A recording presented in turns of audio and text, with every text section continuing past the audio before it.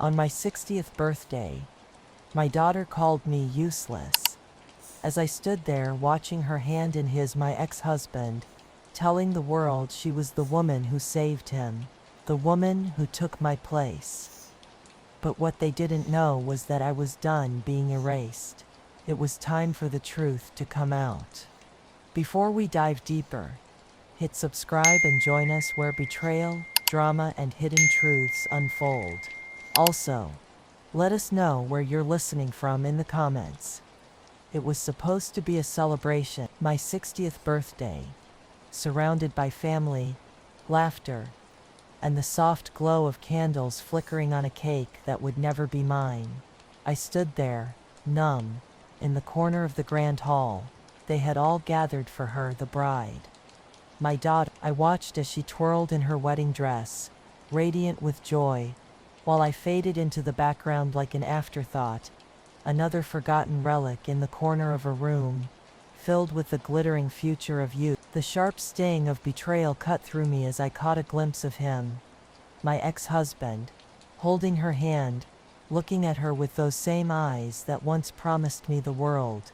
"This is the woman who saved me," he said, his voice too loud, too final, his words slicing through the air. He said it as though he had never said those words to me, never promised to love me until the end of time.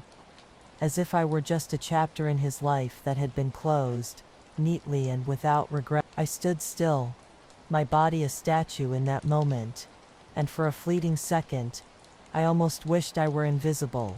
The emptiness between us, between me and my daughter, between me and him, was palpable. The distance between their happiness and my solitude felt like a chasm I would never be able to cross. I had given everything for them, my youth, my dreams, my career. I had sacrificed everything to build a life for them, hoping, praying, that someday they would understand. But now, standing there, my heart aching, I realized that I had been nothing but a footnote in their lives. The room around me buzzed with the sounds of celebration, but I was lost in the stillness of my own heartache. The laughter, the clinking of glasses, the soft hum of music, it all seemed so far away.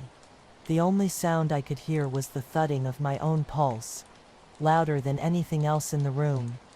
My ex-husband's new wife standing next to him looked at me. Her eyes said it all: pity, superiority, satisfaction. She had taken my place. She had become the woman he held up as a savior, a woman who had healed his brokenness. But I knew the truth.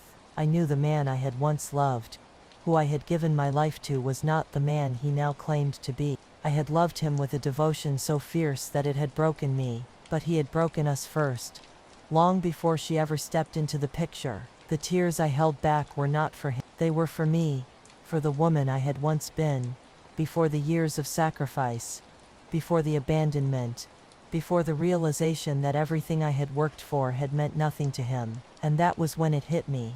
The slow, burning realization that I had to reclaim what was mine, not for him, not for her, but for me.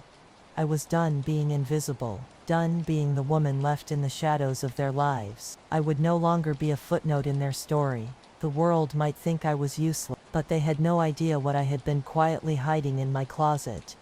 I remember a time before all of this, before the silence, before the hollow smiles, the forced words, and the weight of regret pressing on my chest. There was a time when I had been more than just a mother, more than just a wife. I had dreams, I had ambitions, I was someone, but somewhere along the way, I lost myself. When I married Michael, it felt like a fairy tale. He was charming, passionate, full of promise. He held my hand like he would never let go. I believed in him, in us, with every ounce of my being. I thought that together we would build something great, a life, a family. And I did everything for that family. I sacrificed my career for the sake of motherhood. I gave up friendships, interests, my very identity, to be the perfect wife and mother. I thought that if I gave them everything, I would be enough, that love, devotion, and care would be the currency that would keep us together. But I was wrong. Years went by,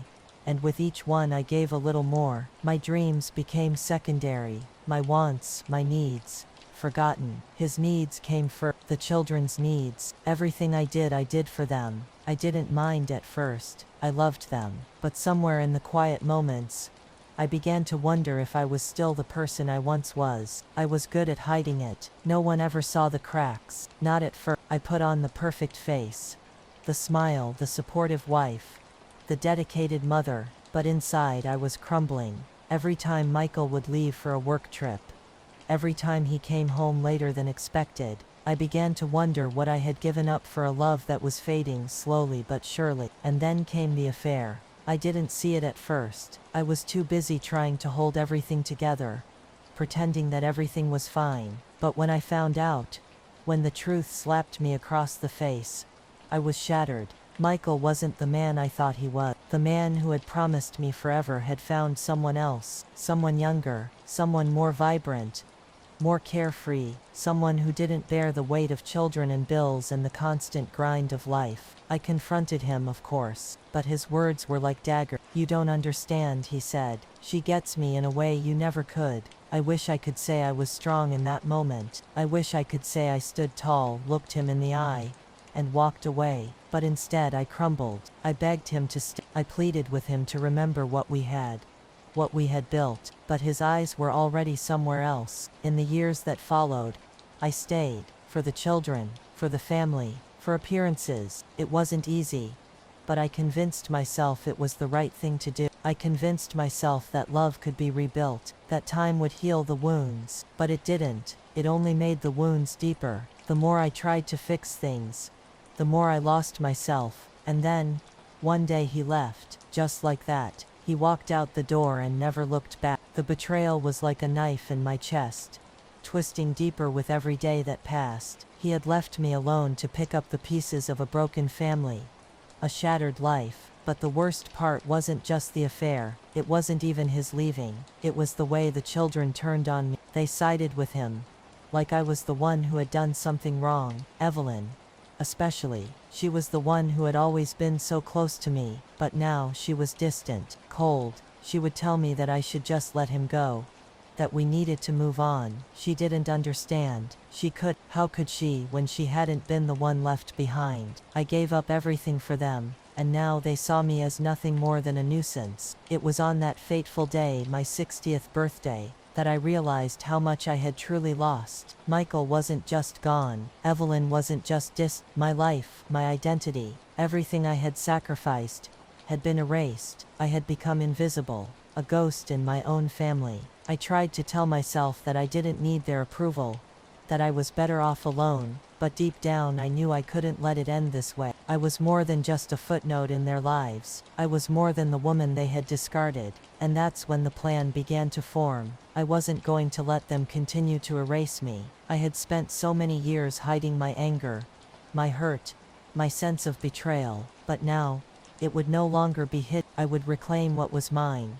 Not for them but for me. I wasn't just going to be the abandoned wife, the forgotten mother. I had been standing in the shadows for too long. It was time for me to step into the light. The closet in my room had always been a place of refuge, a place where I kept my memories, my secrets. But now, it would become something else. It would become my sanctuary, a place where I could finally take back control. I had no idea where this path would lead, but one thing was clear. I was done being the victim. I was ready to fight back.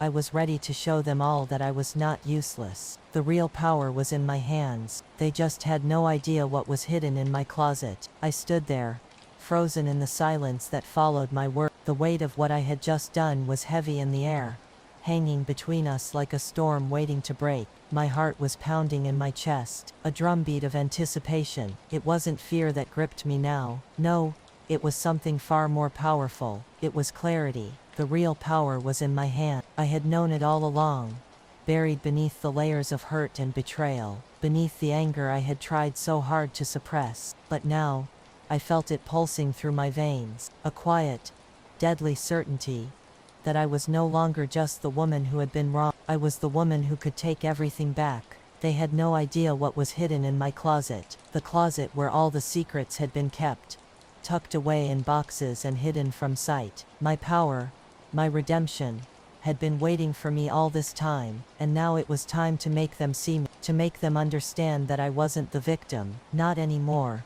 I could still feel the coolness of the closet door against my fingertips as I opened it, that familiar creak that had once made my heart race with guilt. It was a place I'd spent years avoiding, burying the parts of myself I didn't want to face. But now it felt like my sanctuary. I reached inside, my fingers brushing against the edges of something cold, hard.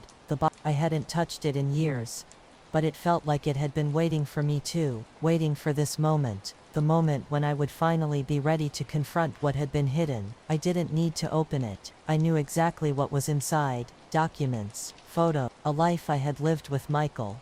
A life I had believed in, only to have it ripped apart. But what they didn't know, what they couldn't possibly understand, was how much it had cost me to get here. The smell of dust and old paper filled the air as I carefully pulled the box out, setting it down in front of me. I hadn't touched it in so long, but it felt strangely comforting now. A reminder of everything I had endured, of everything I had given, but also a reminder of the woman I was about to become. I sat down, the weight of the box before me, and my mind flashed back to all the times I had kept quiet, all the times I had swallowed my pain, my grief, my rage. I had done it for them, for my family. I had done it to keep the peace, to keep the illusion of normalcy intact. But there was no peace in silence. There was no justice in silence. I opened the box. My hands trembled slightly as I pulled out the first document.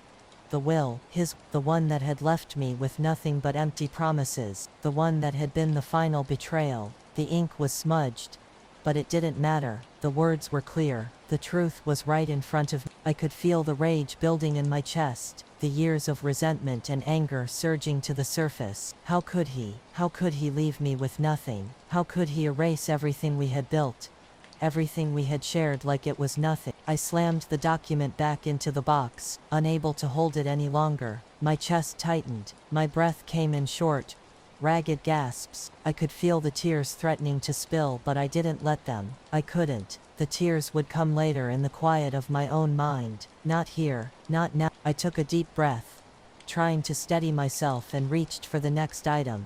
A photo, a picture of us, smiling. Michael and me before everything fell apart, before the affair, before the lies. We looked so happy then, so perfect. But looking at it now, all I saw was the mask we had both worn so well, pretending everything was fine while everything around us crumbled. The pain cut deeper now, sharper than before. I had spent years convincing myself that I could move on, that I could forgive, but the truth was, I hadn't been able to. Not completely, not while he had moved on without me, while he had erased me from his life like I had never mattered. I slammed the photo back into the box. The anger was rising again, but I had to control it. I had to stay focused. This wasn't about revenge. This was about reclaiming what was mine. This was about showing them that I was no longer the woman who cowered in silence. I stood up, the box now sitting heavily on the floor behind me. I walked over to the window, my hand brushing against the cold glass. Outside, the world was dark, but there was something strangely calming about it. The night was quiet, just like I had been for so long, but I wasn't quiet anymore. The storm inside me was building, but it wasn't just anger now, it was power. They had no idea what was coming. They thought I was weak. They thought I had been broken, but they were wrong. They had no idea how much strength I had hidden in the darkest corners of my soul. I had lived in the shadows for so long, but now I was ready to step into the light. I could feel it. The shift inside me, the moment when everything changed, when I stopped being the victim and started being the woman who could take back everything I had lost, the woman who could finally stand tall and say no more. I wasn't afraid anymore, and as I turned back to the closet, my gaze steady, I knew that the next move would be mine, and this time, no one could stop me. The weeks that followed were filled with tension. I could almost taste the cracks in our family dynamics were growing wider, and I could feel the weight of them pressing down on me. The silence between Evelyn and me became pronounced, thicker. It wasn't just the absence of words. It was the way she would avoid looking at me. The way she would always seem to be on the other side of the room when I needed her most. I could feel her shifting, torn between loyalty to her father and understanding my pain. It hurt to watch her struggle, but there was a certain coldness to her distance that made me question everything. Was this the daughter I had raised? Had I made some unforgivable mistake? But there was something in the way she would glance at me sometimes, almost as if she were guilty. Maybe it was the guilt of knowing the truth about her father, about his betrayal, but she never spoke of it. She couldn't, or perhaps she wouldn't. She had chosen her side, and that side was not mine. I watched her at family gatherings, her laugh a little too loud, her movements a little too calculated, as if she were trying to convince herself that everything was fine. But it wasn't, and I could see it. The tension was unbearable. It was as if the walls of our home had started to close in around me, trapping me in a past I could no longer escape. Everywhere I turned, I was reminded of my failure as a wife, as a mother. The remnants of my life with Michael, things I had given up, were scattered around the house. Pictures of happier times, moments I once thought were sacred, now felt like relics from a life that didn't belong to me anymore. But it wasn't just Evelyn who had started to distance herself. Michael's presence was everywhere. His voice, his laughter, his absence clung to the air like smoke, and I hated it. I hated how easily he had moved on, how effortlessly he had found happiness in the arms of someone else. And then one day it happened. It was a small thing, almost insignificant, but in that moment I knew that everything had changed. I was going through some old papers in the attic, searching for something to keep my hands busy, my mind distracted. It was a way to keep from thinking, from feeling. But then I stumbled upon it.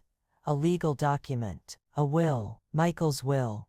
At first I didn't know what it was. I hadn't seen it in years. We had never talked about it, at least not in any meaningful way. But as I flipped through the pages, my fingers trembled. This was it, the moment I had been waiting for. I had always known there was something more, something that he had kept from me, a secret, buried deep, hidden from view. And there it was, right in front of me, a clause, written in cold, impersonal language that I had never seen before. I could feel the blood rush to my head, the room spinning around me. The words blurred as I read them again, then again. It was simple, too simple. In the event of his death, everything was to be left to her, the new wife. No mention of me, no mention of the children, nothing. This wasn't just a betrayal.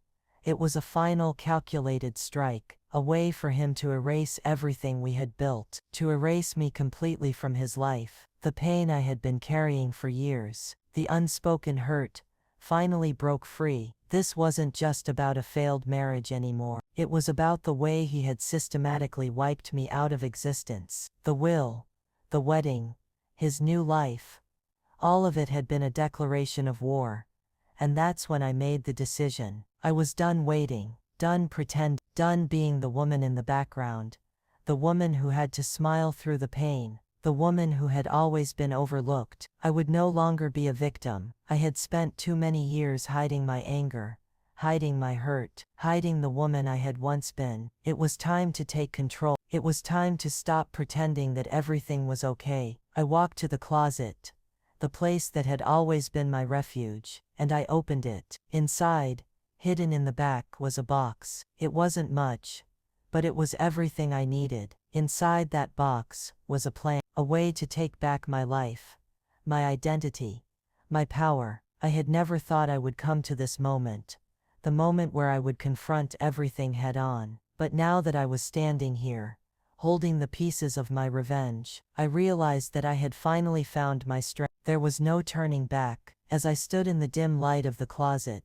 I felt the weight of my decision settle over me. I had made my choice, and there was no going back now. But what I hadn't expected, what I couldn't have prepared for, was the truth that would come crashing down on me the very next day. It would change everything. The weight of the truth felt like a hammer to my chest.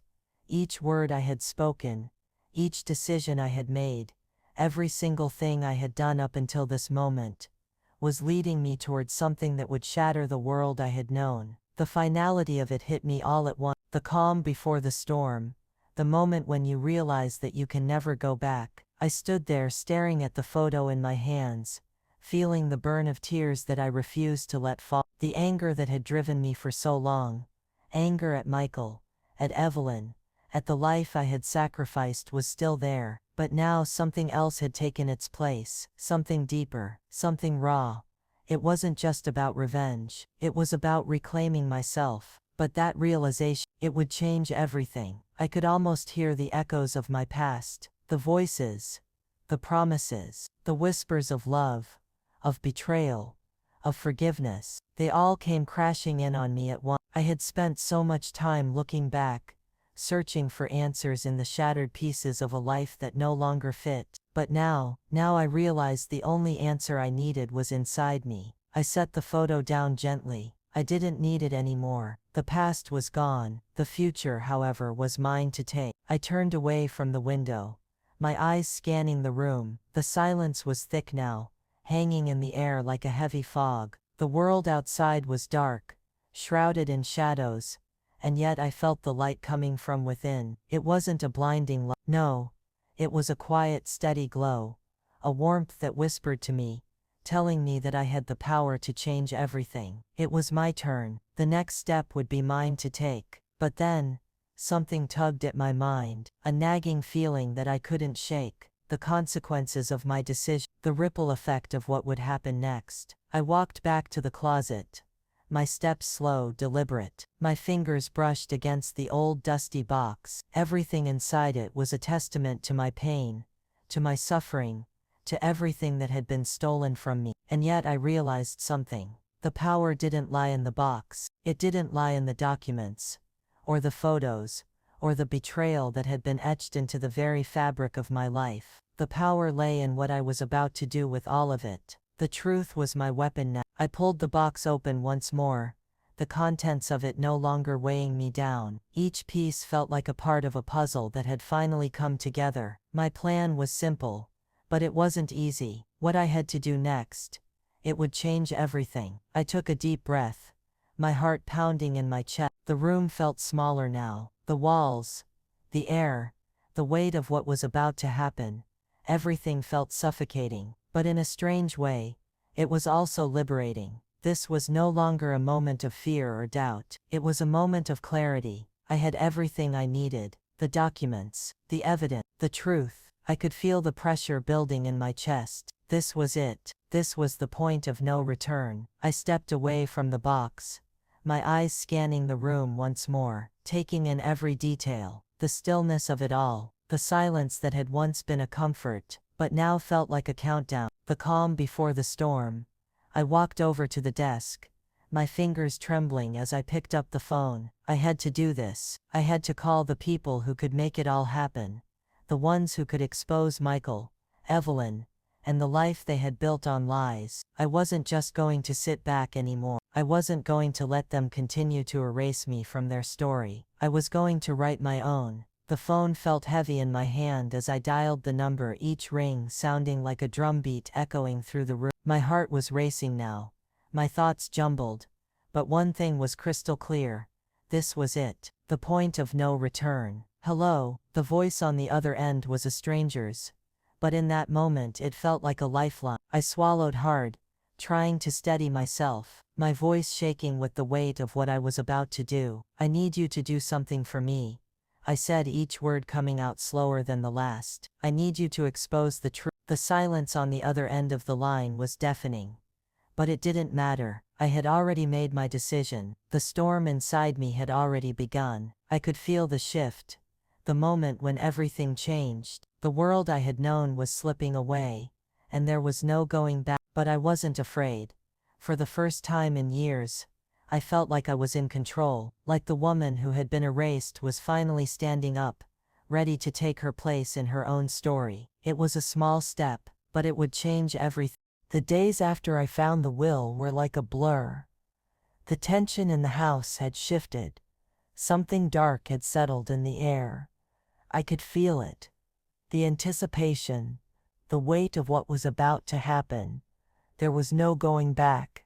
My plan had taken root, and now there was only one thing left to do. I had already put the pieces in motion. I had done my research, quietly and methodically. I had contacted people who owed me favors, people who knew Michael's dirty secrets, people who could expose him for what he truly was. The plan had been set in motion, and nothing was going to stop it. But what I didn't expect was how quickly everything would unfold.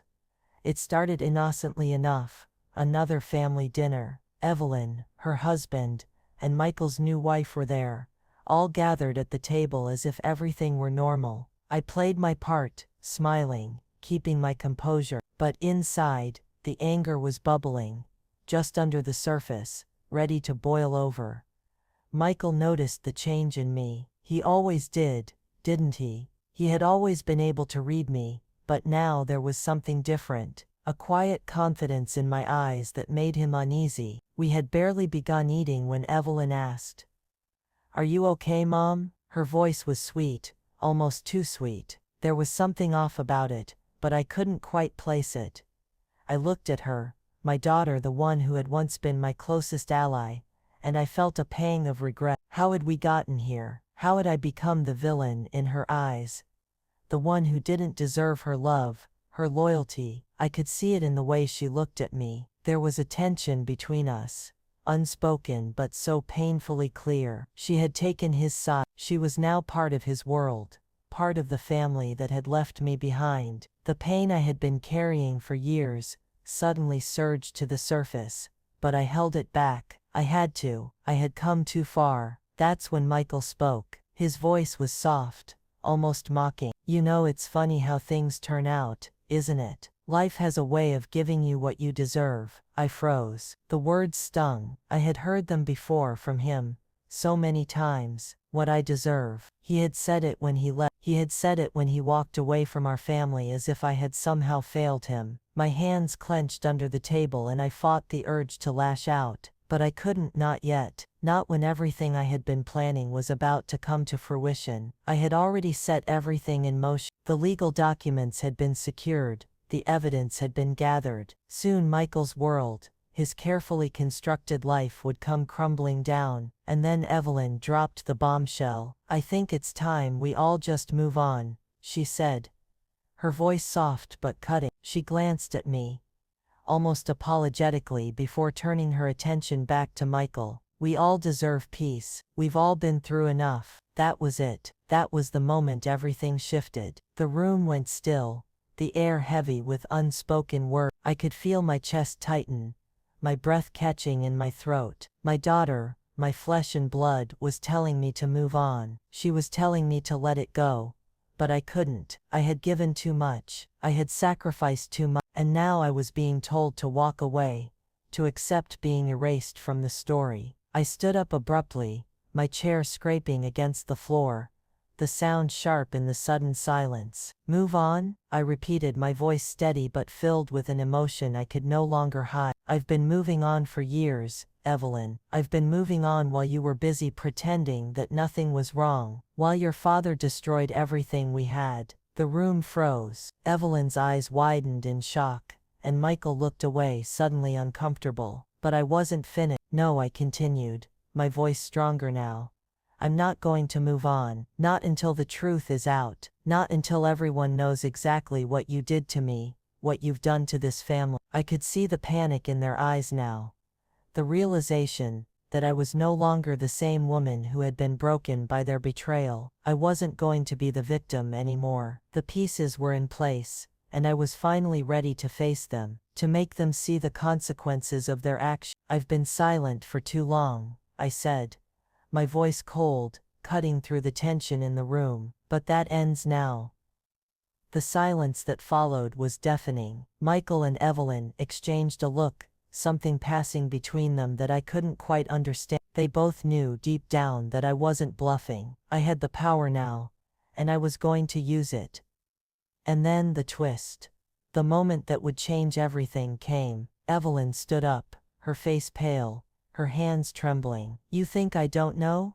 she whispered, her voice barely audible. I blinked confused. What are you talking about? Her gaze shifted to her father. Then back to me. I know about the will. I know about the affair. I know what he did to you, to all of us. The room seemed to spin. I stared at her, unable to process what she was saying. Was she on my side? Did she know the truth all along? I never wanted to choose sides, Mom, she continued, her voice shaking now. But I couldn't live with it anymore. I couldn't pretend, and neither could he. The air between us was thick with tension, but in that moment I felt something shift, something I hadn't expected, the beginning of understanding. I'm sorry, she whispered. And for the first time in years I saw the daughter I had once known, the daughter who hadn't chosen him over me. The confrontation with Michael was inevitable, but now it was clear that the fallout would be far more complicated than I had imagined. The truth was no longer just mine to tell, it was ours, and now we were all standing on the precipice of the life we had built, the life we had shattered. The question was who would survive the fall. The question echoed in my mind, louder than any voice around me. Who would survive the fall? I had pushed the pieces into motion, spinning a web of truth and consequence that could no longer be undone. Each step I had taken, each secret I had revealed, had led me to this moment. The storm was coming. I could feel it in the air, thick and heavy with tension. And now the real test was beginning. It was no longer just about me. It was no longer just about reclaiming what was mine. Now it was about who could stand in the wreckage when everything came crashing down. I thought about Michael,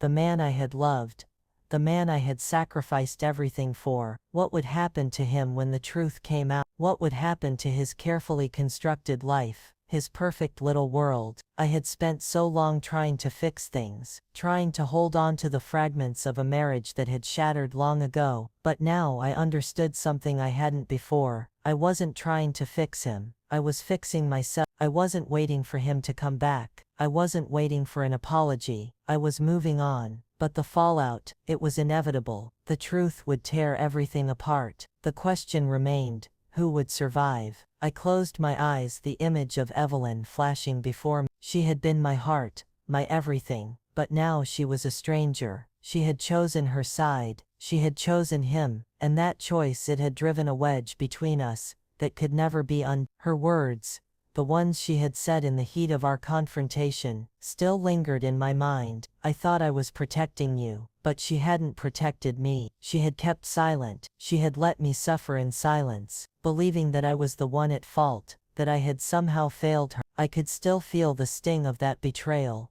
deep in my chest. But it wasn't just her, it was Michael too, the man who had promised me forever, the man who had left me behind without a second thought, as if I were nothing. I had built my world around him, my identity, my purpose, it had all been tied to him, and now it was gone. I opened my eyes and looked out the window. The night had fallen completely, the dark sky pressing in against the walls of the house. The moonlight shone through the trees, casting long shadows across the room. Everything felt suspended, as if the world itself were holding its breath, waiting for the inevitable. I had been holding my breath too for so long, but now I was finally exhaling. The question was still there, echoing in my mind, refusing to be ignored. Who would survive the fall? I thought about the aftermath, the repercussions of everything I had set in motion, the consequences of exposing the lies, the betrayal, the things I had kept buried in my heart for so long. I knew the truth would break them. Michael would be left with nothing but his guilt,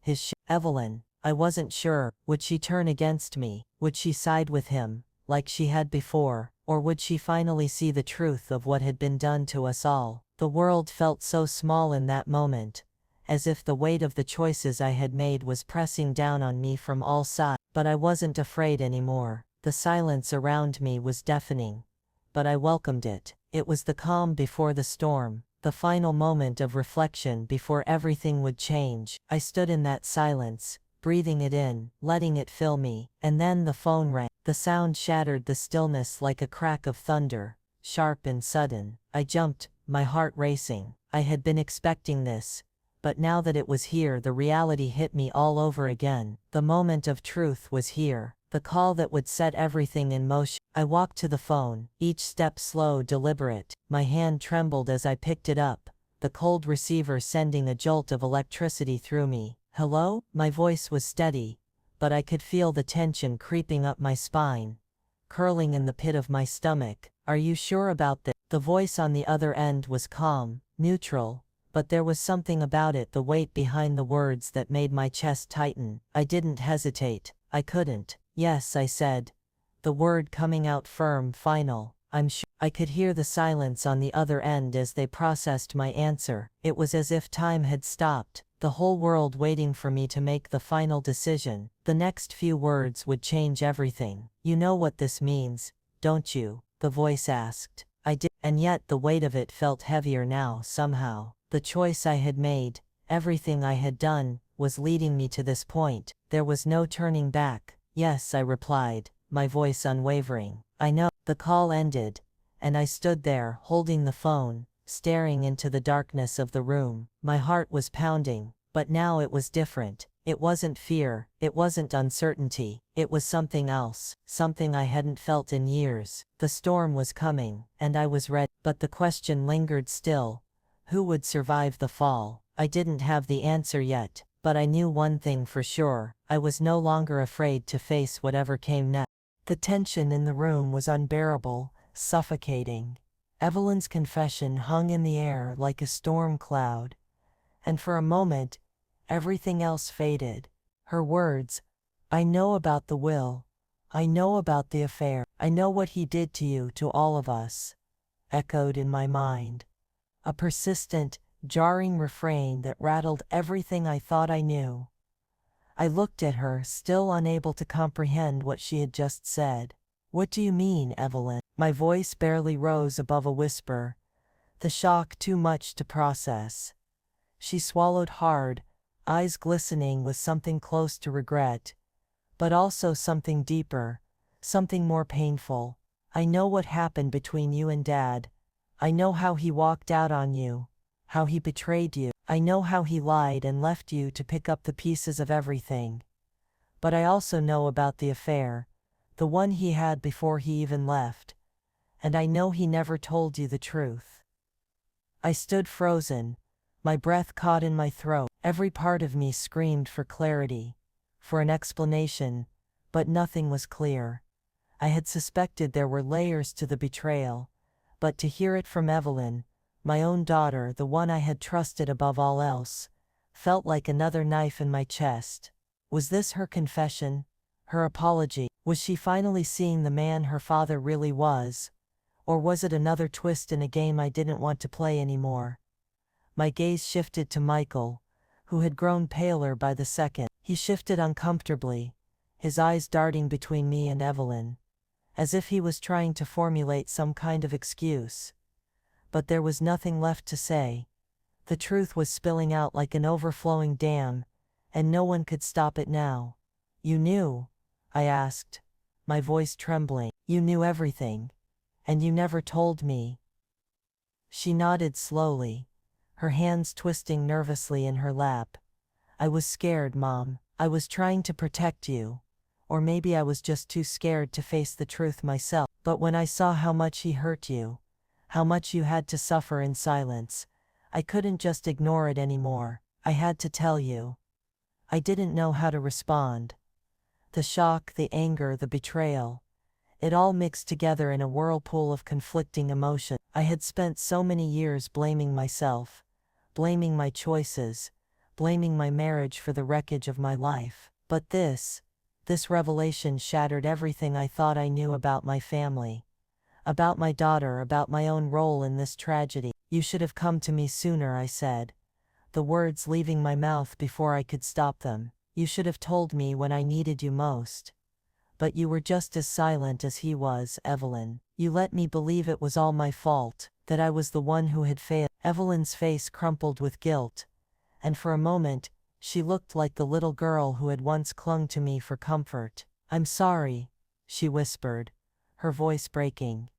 "I didn't know how to fix it. I thought if I stayed silent, maybe everything would just go away. But it didn't. It never did." The tears that had been threatening to fall finally broke free, and I wiped them away quickly, refusing to let my vulnerability show. I had cried enough over the years. I had hidden behind my pain for too long. I turned away from Evelyn, unable to look at her anymore. My heart ached, a raw, open wound that no apology could heal. But there was something in her words, something I hadn't expected. She wasn't defending him. She wasn't making excuses for him. But that didn't change anything. I had been betrayed by the man I loved. I had been abandoned by my own flesh and blood, and now the truth had come to light. But it didn't feel like relief. It felt like another layer of pain, another scar to carry. I glanced at Michael, whose face was now a mask of regret, but also something else, fear. He knew that the storm was coming, and there was no way he could stop it. The truth was out. His world was about to crumble.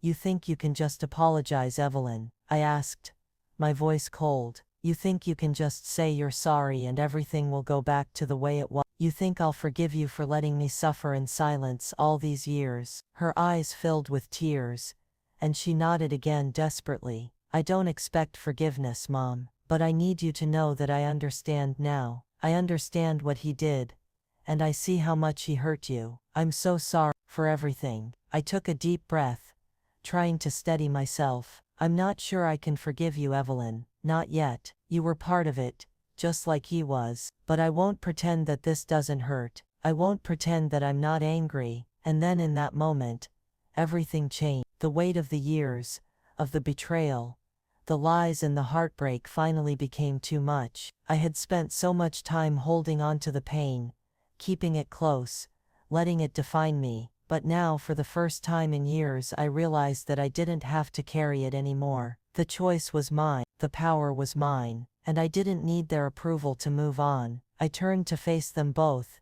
Evelyn, Michael, and I spoke with a calmness I hadn't felt in years. "This is it, no more. The secrets are out, the lies are exposed, and I'm done being the victim." I stood up, feeling the weight of my decision settle in my bones. I had been silent for too long, but now I was ready to let go, to walk away from the pain, from the betrayal, from the people who had tried to erase me. The catharsis was painful, yes, but it was also liberating. "Goodbye," I said, my voice steady, unwavering. "I'm done being part of your story. You'll have to finish it without me." And with that I turned and walked away. The weight of my decision hung in the air, thick and heavy. It was almost suffocating. I could feel the tension in my body, the muscles tight, my chest constricted with every breath. The silence between us was deafening now, louder than any words we could have exchanged. I had done it. I had made my choice, and there was no going back. The truth had been spoken, the storm had been unleashed, and now the fallout was inevitable. But there was something in me, something I hadn't felt in years, that pushed me forward. It wasn't fear or hesitation. It was a quiet certainty, a strange peace that had settled deep within me, like a flame finally burning brightly after years of being buried in the dark. I could hear my heartbeat in my ears, thumping against my chest with every step I took. My mind raced, replaying the moments that had led me here, the lies, the betrayal, the years I had spent waiting for an apology that would never come, the quiet suffering I had carried with me for far too long. But now it was over, and with that I turned and walked away. I didn't look back. The door closed behind me with a soft click, but the sound felt final, like the closing of a chapter. The weight of it, the finality of it, pressed down on me for a brief moment,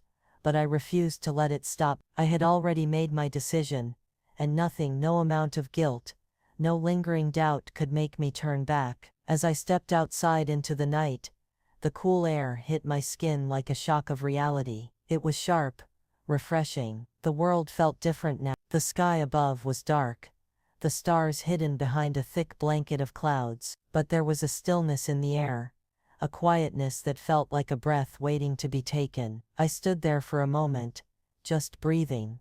The street was empty, silent. The only sound was the rustle of leaves in the wind, the occasional distant hum of a passing car, but in the stillness I felt something shift inside me, something I hadn't felt in years. Freedom. It wasn't a loud, triumphant kind of freedom. No, it was quieter than that. It was the kind of peace that settles in your soul when you know you've taken control of your own story, when you no longer need anyone's permission to move forward. For so long I had been held captive by the past, by Michael, by Evelyn, by the memories of a life that no longer existed. But now I was free, the shackles had fallen, and I was finally standing on my own. I began to walk, my footsteps slow at first, hesitant. I had no destination in mind, no clear path ahead of me. All I knew was that I was leaving the past behind. I was stepping into a future that was mine to shape. The city was quiet, the streets familiar,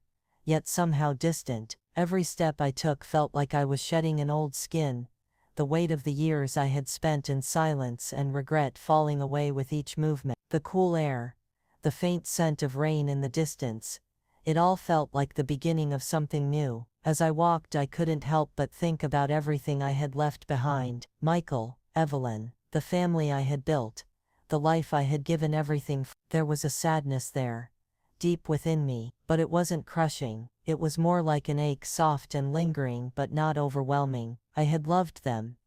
Yes, but I had loved them at the expense of myself, and I couldn't do that anymore. I reached the park, a familiar place from years ago, and paused at the edge of the small lake. The water was still, reflecting the pale light of the moon that was beginning to peek through the clouds. The world felt so quiet now, as though it was holding its breath, waiting for me to make my next move. I stood there staring at my reflection in the water. For a moment I didn't recognize the woman staring back at me. She looked different, somehow stronger, more resolute. Her eyes were tired, but they held a kind of knowing that hadn't been there before. She had been through the storm, she had survived the fall. I took a deep breath, letting the cool air fill my lungs. It was like inhaling peace for the first time in a long time. I could feel the weight of the years lift from my shoulders, the bitterness, the anger, the regret. It all started to fade, like the last remnants of a storm clearing from the sky. And for the first time in so long I smiled. It wasn't a perfect smile. It wasn't the smile of someone who had it all figured out, but it was a smile of someone who had finally accepted what had happened, and who was finally ready to move forward. The question that had lingered in my mind for so long, who would survive the fall, no longer mattered. I had survived, and that was enough. With one final look at my reflection, I turned and walked away from the water, from the past, from everything that had held me back. The road ahead was uncertain, but for the first time I wasn't afraid of it. I wasn't afraid of anything anymore. The days that followed my departure felt strangely quiet, almost as if the world had paused, holding its breath, waiting for me to decide what came next. I was no longer trapped in the web of guilt and regret that had defined me for so long, no longer the woman who had quietly endured, hoping for love and validation from people who could never give it. I had walked away from them, Michael, Evelyn, everything I had once known, and it felt like I had just shed the skin of a person I didn't recognize. The weight of years of suffering, of emotional isolation, of feeling invisible, it was finally lifting. I felt lighter, freer, as if I could breathe again. I had taken control, not just of my actions, but of my life. I no longer needed their approval. I no longer needed to be validated by a man who had never truly seen me, or a daughter who had chosen to stand by him. I had spent too many years waiting for the kind of love that was never meant for me, waiting for forgiveness that I didn't owe them. But now, I was walking into a future where I was the one who mattered. I had no idea what that future looked like yet, but for the first time in a long time, I was excited. I was no longer living in the shadow of the woman I had been. The first step was small, almost imperceptible, a simple decision to keep moving forward. The second step was harder, but just as necessary, letting go. Letting go of Michael, letting go of Evelyn, letting go of the dream I had once had of a perfect family, of a love that was never real. In the months that followed, I began to rebuild. I focused on myself in a way I hadn't in years. I went back to the things I had abandoned, the hobbies, the dreams, the passions that had once made me feel alive. Slowly, I began to recognize the woman I had been before everything had fallen apart. I started seeing a therapist, not to seek forgiveness, but to understand the woman I had become and how I could heal. The therapy sessions were difficult at times, peeling back layers of pain and anger that I had hidden deep inside. But with each session, I grew stronger. I began to see the choices I had made, not as failures but as lessons. I spent more time with friends, true friends, people who had never judged me, who had seen the real me,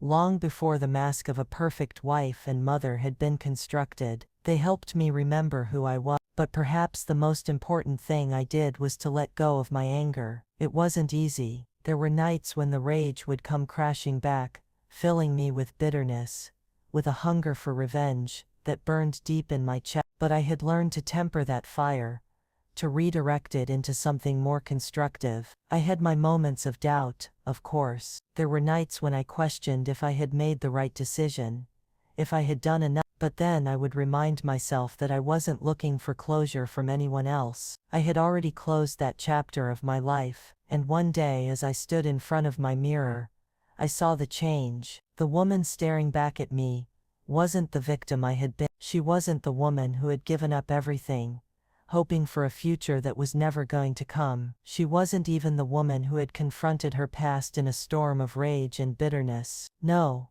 the woman staring back at me was someone new, someone who had survived, someone who had learned that life didn't need to be perfect to be worth living. I am not defined by them, I said aloud, to the reflection that now held my gaze. And in that moment, I understood what I had been missing all along. Not the kind of peace that comes from others' approval, or from pretending that everything is okay, but the kind of peace that comes from accepting yourself, from knowing who you are, and being okay with it. My life was mine now. I looked out the window, the soft morning light spilling into the room. The world was quiet, and for the first time in years I felt ready to step into it on my own terms. I had been lost for so long, but now I had found myself again, and I knew one thing for sure. This was just the beginning. My name is Jane Ellis. As I walked away from everything I once knew, I realized the most powerful thing I could reclaim was myself. The world might try to erase you, silence you, but the truth always finds a way to break through. And sometimes, the hardest lesson is realizing that the only person you need to forgive is yourself. Here at RL's Circle, your story matters too. Don't forget to subscribe because no one else can tell your truth. What would you do if the people closest to you turned their backs? Would you let them break you? Or would you find the strength to rise again? Leave your thoughts in the comments. I'm waiting to hear your story.